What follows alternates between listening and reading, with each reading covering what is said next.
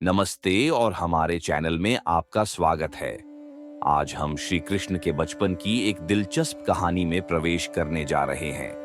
गोकुल में कृष्ण की शैतानियों और दिव्यता से भरी इस कहानी का आनंद लीजिए।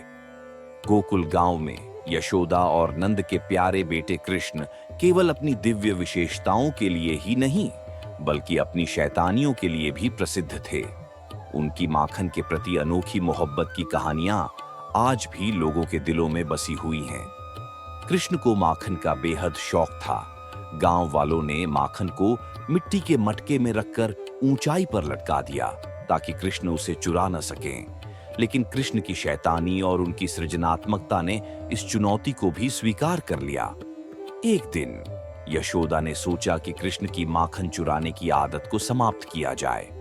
उन्होंने माखन को एक ऊंचे मटके में रखा और घर के अन्य कामों में व्यस्त हो गईं। लेकिन कृष्ण ने अपने दोस्तों की मदद से एक शानदार योजना बनाई। कृष्ण ने अपने दोस्तों को इकट्ठा किया और एक मानव पिरामिड बनाया।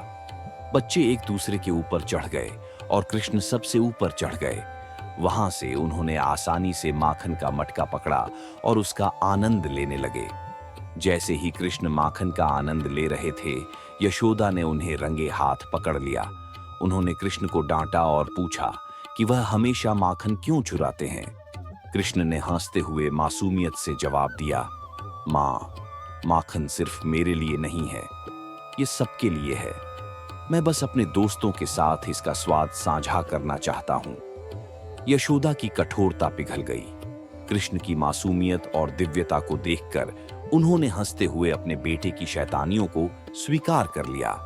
कृष्ण और उनके दोस्तों के माखन से सन्ने चेहरे देखकर यशोदा का दिल पिघल गया।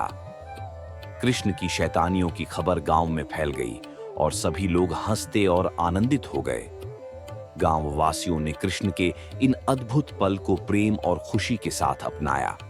कृष्ण की इस दिलचस्प कहानी से हमें यह सीखने को मिलता है कि दिव्यता और आनंद हमारे जीवन में कितने सरल और सुखद तरीके से प्रवेश कर सकते हैं।